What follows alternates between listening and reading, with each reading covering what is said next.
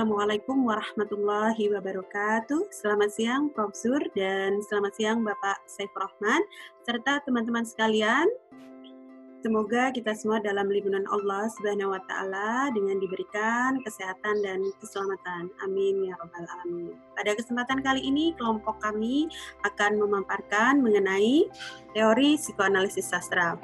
Baik, kami akan sampaikan terlebih dahulu apa saja bahasan yang akan kami paparkan pada kelompok kami.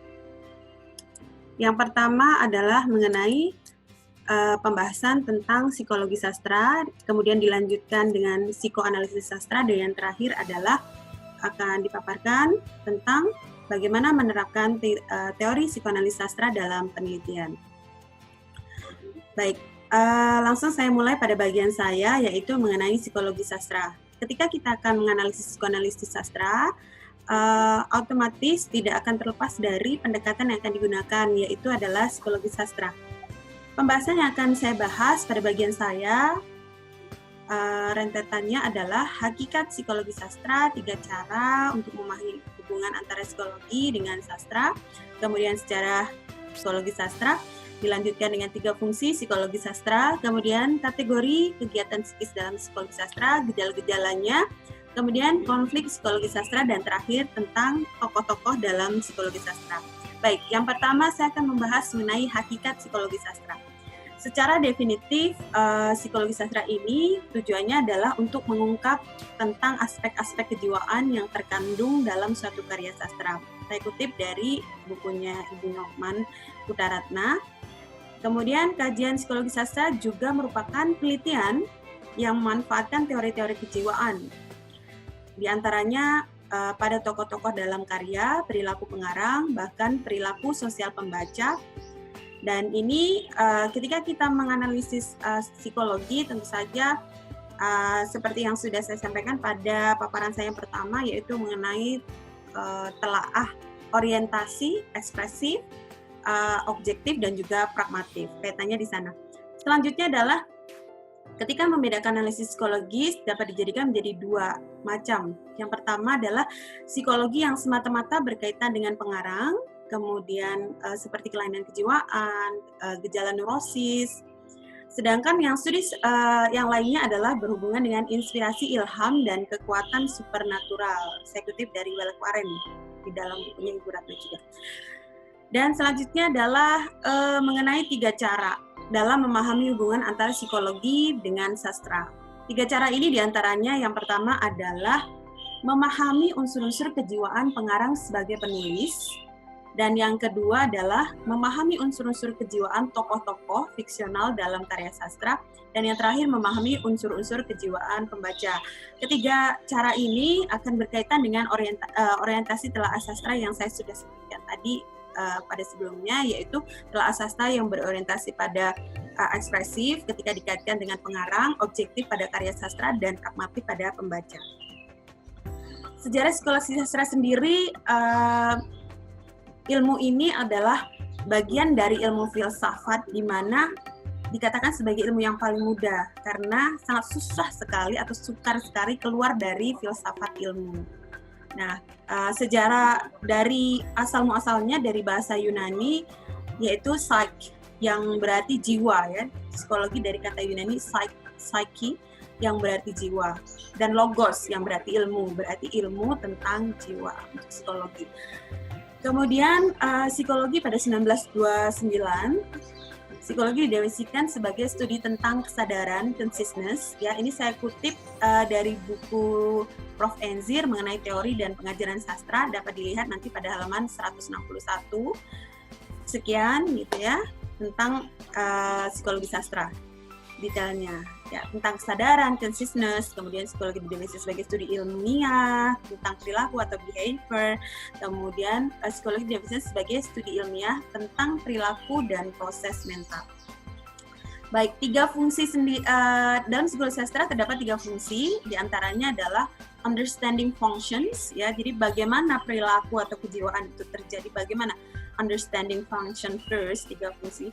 Kemudian prediction functions, di mana kita harus memprediksi apa yang akan terjadi atas perilaku yang sudah terjadi, yang muncul ketika di understanding functions. Kemudian control functions adalah fungsi terakhir, yaitu bagaimana mengendalikan fungsi yang sudah ditemukan pada understanding functions. Selanjutnya terdapat gejala-gejala yang dikategorikan dalam kegiatan psikis dalam psikologi sastra. Di antaranya adalah gejala pengenalan atau kognitif, yang kedua adalah gejala perasaan dan emosi atau afektif, ketiga gejala kemauan dan konatif, dan terakhir adalah gejala campuran. Kita mulai dari gejala pengenalan atau kognitif.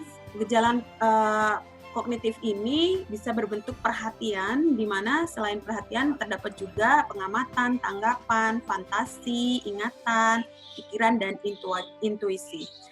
Yang kedua adalah gejala perasaan dan emosi. Ya, gejala perasaan dan emosi atau afektif, di mana dalam gejala perasaan ini akan membahas mengenai bagaimana perasaan itu terjadi, kemudian afek dan stimming, suasana hati, simpati, dan empati. Bapak Ibu untuk detailnya bisa melihat di makalah atau bisa membaca buku yang ditulis oleh Prof. Emzir dan juga Bapak Saifur Rahman, ya, di halaman 160 sekian. Baik. Kemudian yang selanjutnya adalah gejala kemauan atau konatif, ya. Gejala konatif ini membahas dua hal. Yang pertama adalah dorongan pada tingkat biologis, dan yang kedua dorongan pada tingkat psikologis. Saya akan memaparkan yang pertama pada tingkat biologis. Aspek-aspek seperti apa yang ada pada tingkat biologis, yaitu tropisme, otomatisme, refleks, insting, nafsu, keinginan, hasrat, dan kecenderungan. Sementara pada dorongan pada tingkat psikologis, seperti gejala kemauan pada manusia dan juga proses kemauan. Pada gejala kemauan pada manusia terdapat dorongan dari dalam, tujuan, perbuatan, seluruh pribadi, dan sifat aktif. Kemudian pada proses kemauan seperti motif kemauan itu bagaimana, kemudian pertimbangan motif tersebut bagaimana, dan pemutusannya bagaimana, dan terakhir pelaksanaan keputusannya itu seperti apa.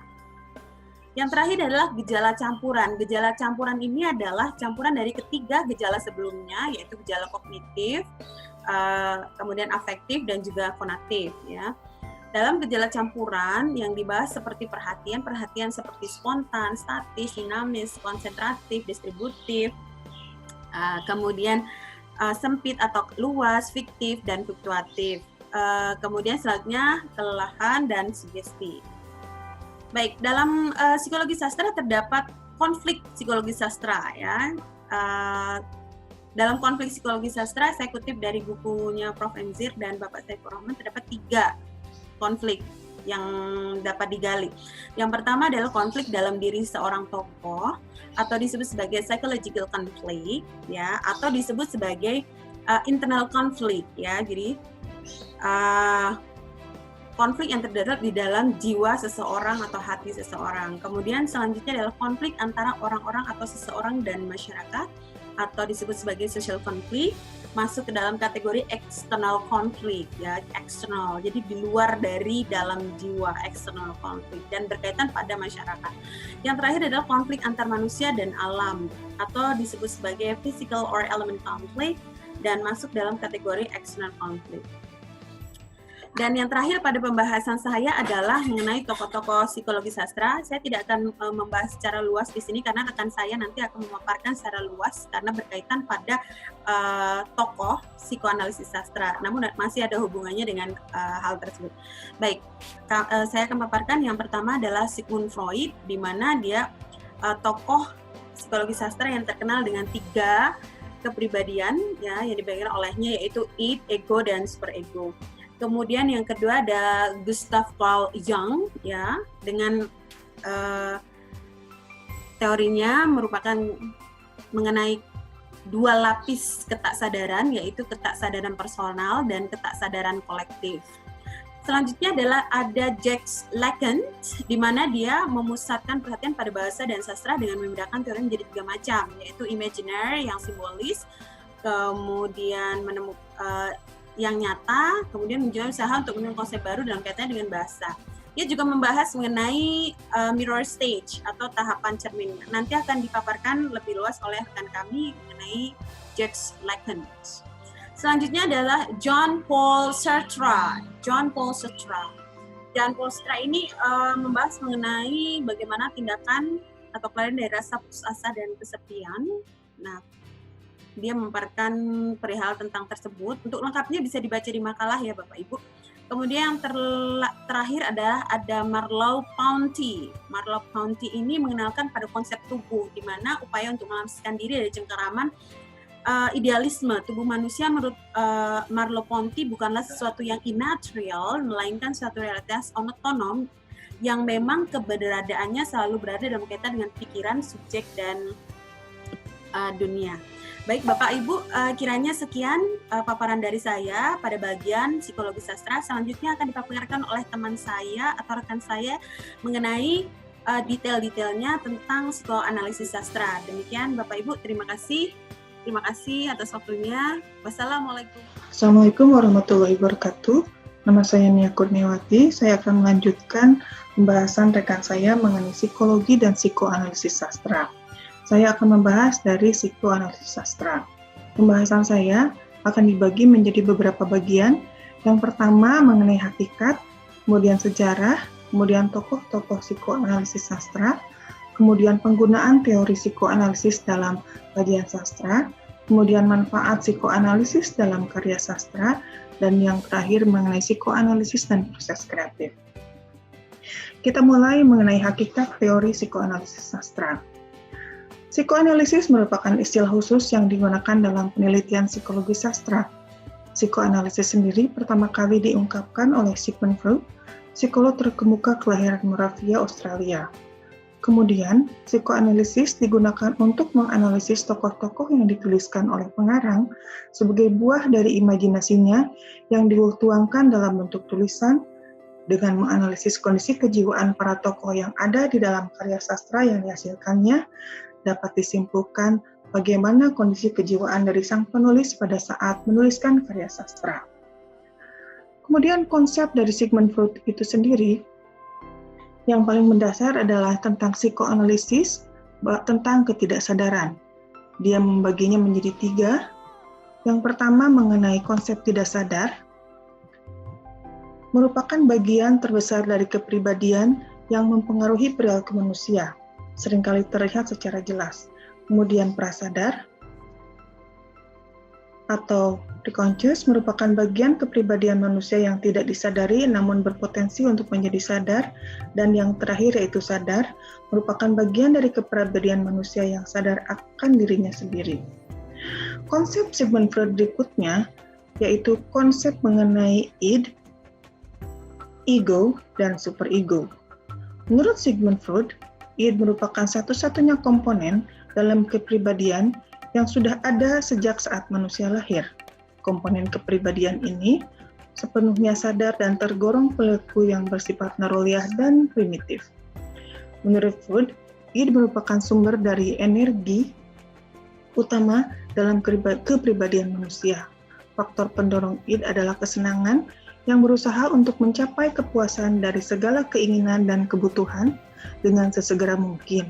Jika kebutuhan ini tidak segera dipuaskan, maka akan terjadi kondisi kecemasan atau ketegangan. Contohnya adalah ketika manusia ingin makan dan minum, ketika saat timbul rasa lapar dan rasa haus. Yang berikutnya yaitu ego. Ego bekerja berdasarkan pada prinsip realitas. Dengan kata lain, ego merupakan komponen kepribadian yang bertanggung jawab untuk perhubungan dunia nyata. Teori Freud mengungkapkan bahwa ego berkembang dari id dan memastikan bahwa dorongan dari id dapat diungkapkan dengan cara dapat diterima dan dalam dunia nyata. Ego bekerja dengan berdasarkan pada prinsip realitas, di mana pemuasan keinginan ini dicapai melalui usaha dan cara-cara yang realistis dan dapat diterima baik secara real maupun sosial. Kemudian yang terakhir adalah superego.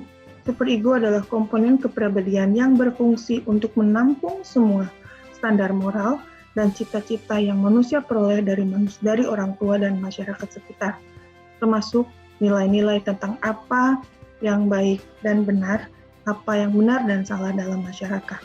Superego memberikan petunjuk untuk membuat penilaian, dan superego juga mencakup berbagai peraturan dan standar perilaku yang diharapkan dalam masyarakat. Mengikuti peraturan ini menimbulkan perasaan bangga pada manusia. Berikutnya yaitu sejarah mengenai pendekatan psikoanalisis dalam sastra.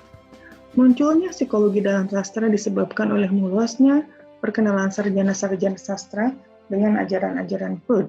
Ketika diterbitkan beberapa buku dalam bahasa Inggris, yang pertama yaitu tentang The Interpretations of Dreams and Three Contributions to a Theory of Sex, atau tiga sumbangan pikiran ke arah teori seks dalam dekade menjelang Perang Dunia. Pembahasan sastra dilakukan secara eksperimen teknik simbolisme mimpi, pengungkapan aliran kesadaran jiwa, dan pengertian libido ala Freud menjadi semacam sumber dukungan terhadap pemberontakan sosial melawan puritanisme atau kerohanian ketat dan tata cara Victorianisme atau pergaulan kaku. Kemudian, menurut Walek, pada akhirnya pengarang tidak sekedar mencatat gangguan emosinya, ia juga mengolah suatu pola aktifnya seperti Dostoevsky dalam karya The Brother Karamazov, atau suatu pola kepribadian neurotik yang sudah menyebar pada zaman itu. Kemudian ilmu tentang emosi dan jiwa akhirnya berkembang dalam karya sastra. Berikutnya akan kita bahas mengenai tokoh-tokoh psikoanalisis sastra. Ada beberapa tokoh psikoanalisis yang cukup terkenal. Yang pertama yaitu Sigmund Freud, kemudian Carl Gustav Jung, kemudian Jacques Lacan, kemudian Jean-Paul Sartre, dan yang terakhir ada Maurice Merleau-Ponty. Ini hanya beberapa, dan kami hanya mencuplik yang kira-kira cukup dominan peranannya dalam psikoanalisis sastra. Kita mulai mengenai sejarah tokoh psikoanalisis sastra ini dari Sigmund Freud. Sigmund Freud lahir di Freiburg 6 Mei 1856 dan meninggal pada 23 September tahun 1939. Ia adalah seorang Austria dan pendiri aliran psikoanalisis dalam bidang ilmu psikologi. Menurut Freud, kehidupan jiwa memiliki 3 tingkatan kesadaran, yaitu sadar atau conscious, kemudian prasadar atau subconscious, kemudian tidak sadar atau unconscious. Menurut Freud, kehidupan jiwa memiliki 3 tingkatan tadi. Kemudian konsep dari Freud yang terkenal lainnya adalah mengenai rentang alam bawah sadar. Selain itu, dia juga memberikan pernyataan bahwa perilaku manusia didasari pada hasrat, seksualitas atau eros yang pada awalnya dirasakan oleh manusia sejak kecil dari ibunya. Kemudian tokoh yang kedua adalah Carl Gustav Jung. Carl Gustav Jung berasal dari Swiss. Lahir pada 26 Mei pada tahun 1875 dan meninggal pada 6 Juni pada tahun 1961. Berasal dari Swiss dan seseorang yang merintis dan mengembangkan konsep psikologi analitik atau psikoanalisis. Pendekatan Jung terhadap psikologi yang khas dan membawa pengaruh yang luas di bidang tersebut terjadi karena konstruksi konsep pemahamannya mengenai psyche atau kepribadian melalui eksplorasi ke dalam konteks mimpi, seni, mitologi, agama, serta filsafat. Jung juga membedakan 2 kelas orang menurut sikapnya. Yang pertama yaitu extroversi atau outward looking, dan yang kedua yaitu introversi atau inward looking. Yang ketiga yaitu Jacques Lacan.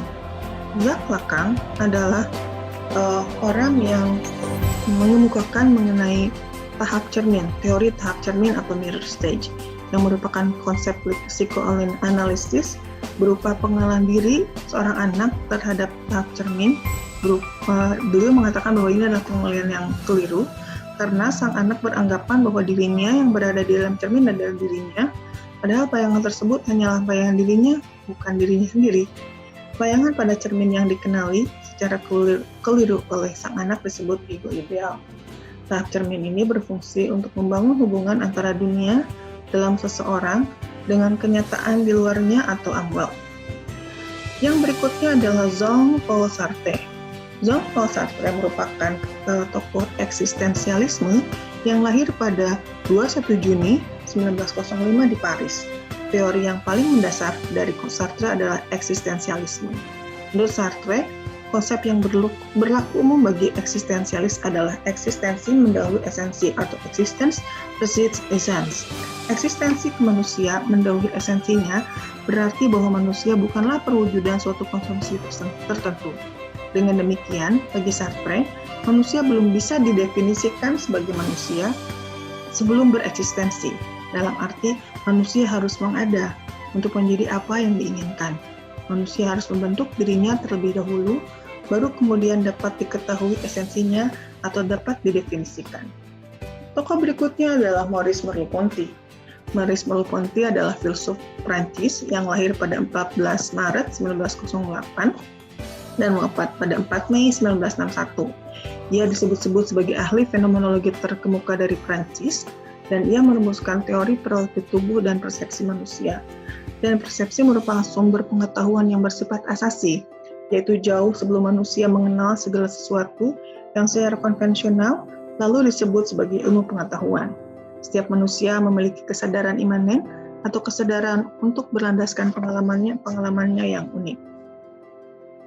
Setelah kita mengenal tokoh-tokoh psikoanalisis, kita akan mengenal mengenai penggunaan teori psikoanalisis dalam kajian sastra.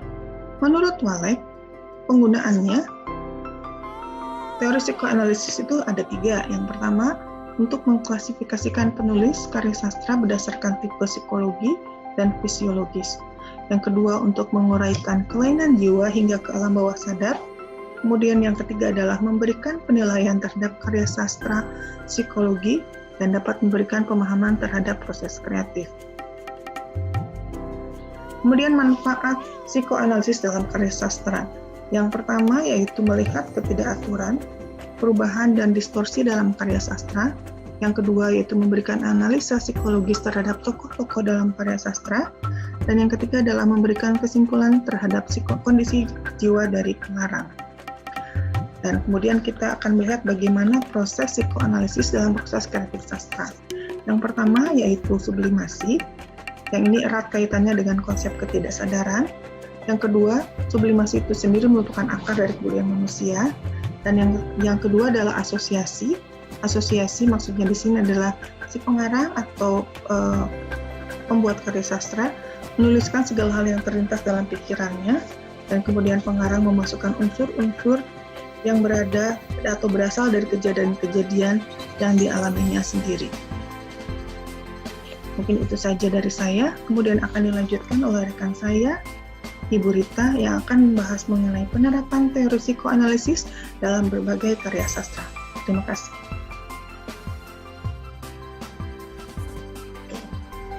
Assalamualaikum warahmatullahi wabarakatuh.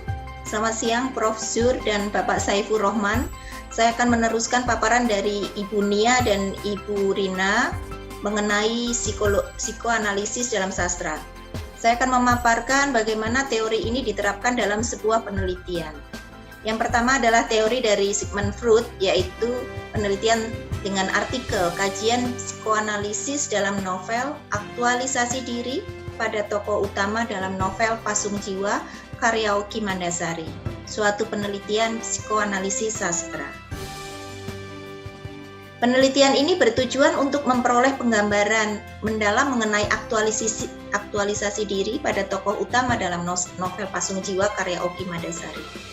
Penelitian ini merupakan penelitian kualitatif dengan metode analisis isi dengan pendekatan struktural dan psikoanalisis sastra. Hasil penelitian ini menunjukkan bahwa Sasana, tokoh Sasana atau biasa disebut Sasa, dan tokoh Jakawani atau biasa disebut Cak Jek sebagai tokoh utama mengalami pergulatan batin dan perjuangan mencari kebebasan. Ketidakseimbangan struktur kepribadian, id, ego, dan superego tokoh utama mengarahkan pada kebutuhan aktualisasi diri. Dalam novel Pasung Jiwa karya Oki Mandasari ditemukan penggambaran aktualisasi diri seorang yang ditampilkan melalui tokoh utama. Kebutuhan aktualisasi diri adalah keinginan untuk memperoleh kepuasan dengan dirinya sendiri, untuk menyadari semua potensi dirinya, untuk menjadi apa saja yang dia dapat melakukannya, dan untuk menjadi kreatif dan bebas mencapai puncak prestasi potensinya. Adapun struktur penokohan, peneliti menemukan tokoh sasana atau sasa digambarkan pengarang penuh dengan pergulatan batin. Dengan 11 penokohan terdiri atas sikap iri, penurut, pembenci kekerasan, berkepribadian ganda, genit, feminin, mudah berempati, emosional, minder, mudah tersinggung, dan pantang menyerah. Sedangkan untuk tokoh Jakawani atau biasa disebut Cak Jek digambarkan pengarang penuh dengan kekalutan dengan 9 penokohan yang terdiri atas pintar berbicara, tidak materialistis, filosofis, mudah berempati, pengecut, nekat, percaya diri, mudah rapuh terhadap masa lalunya, dan rendah hati. Tokoh Sasana. Pada tokoh Sasa ini ia mampu menunjukkan ketertarikan pada potensinya dengan menyanyi, bergoyang, dan menulis lagu. Saya bacakan sedikit. Aku mulai ikut menyanyikan lagu Krismon. Kubuat sendiri syair baru. Memang lagu-lagu yang disukai orang pada situasi begini. Orang-orang jadi merasa laguku adalah monoton. Aku menyanyi dan bergoyang kini jadi sebenar-benarnya penghiburan. Selanjutnya pada tokoh Jakawani atau Cak Jek mampu membuat musik dan lagu sesuai dengan kemampuan di bidangnya. Saya bacakan sedikit juga. Siang hari saat tak bekerja aku latihan nyanyi, latihan goyang, juga olahraga. Aku rajin mencari lagu-lagu baru. Kadang juga aku bersama Cak Jek bikin lagu-lagu sendiri. Dia yang bikin musiknya, aku isi dengan kata-kata semauku. Aktualisasi diri melalui penggambaran kepribadian id, ego, super ego dalam novel Pasung Jiwa. Id pada tokoh Sasana.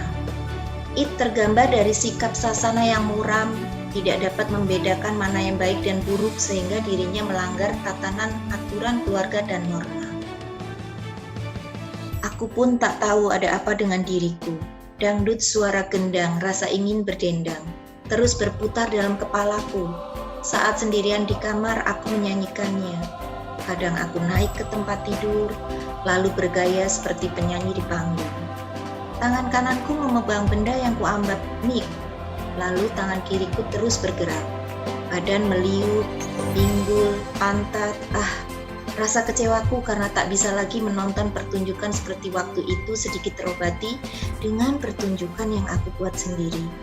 Meski tanpa musik, meski tanpa keramaian penonton.